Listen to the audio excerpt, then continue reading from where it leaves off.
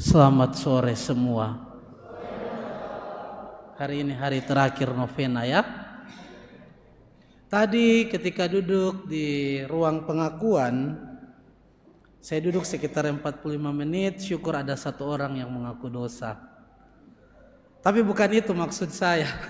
Maksudnya adalah sambil duduk menunggu orang pengakuan dosa, saya membaca kitab Pengkhotbah.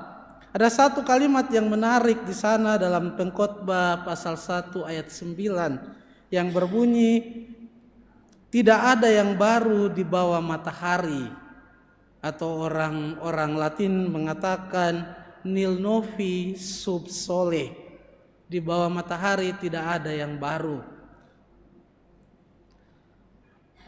Kemudian saya sambil merenungkan bacaan Injil yang kita dengarkan hari ini, bahwa tidak ada yang baru di bawah matahari, termasuk cara beriman. Hari ini Yesus dalam bacaan Injil menegur atau mengingatkan para murid dan orang banyak mengenai cara beriman yang dipraktekkan oleh ahli-ahli Taurat dan orang Farisi. Yesus mengingatkan apa yang dinamakan sebagai jebakan dalam ritualisme dalam hidup beriman. Dan itu seringkali menjadi godaan terbesar dalam cara kita beriman. Jebakan ritualisme atau iman seseorang seringkali diukur dari praktek keagamaan yang dibuat, sehingga apa yang muncul dalam praktek seringkali tidak nyambung dalam cara hidup beriman. Maka kita bisa melihat seringkali orang hidupnya beriman, namun dari sisi lain praktek korupsi merajalela seperti di negara kita. Ya. Itu yang disebut sebagai jebakan ritualisme yang selalu merupakan godaan yang terulang sepanjang sejarah hidup orang beriman. Yang seperti sudah diingatkan Yesus dalam bacaan Injil yang kita dengarkan. Maka saudara-saudari umat Allah yang terkasih, hari ini Tuhan mengingatkan kita akan bahaya itu. Dalam liturgi gereja ada ungkapan yang mengatakan lex orandi, lex credendi, lex vivendi. Hukum doa, hukum iman, dan kemudian hukum dalam kehidupan. Ungkapan ini mau mengatakan, menegaskan bahwa cara kita berdoa, beribadah haruslah mengungkapkan apa yang kita imani, dan apa yang kita imani menentukan bagaimana kita hidup, yang merupakan satu kesatuan.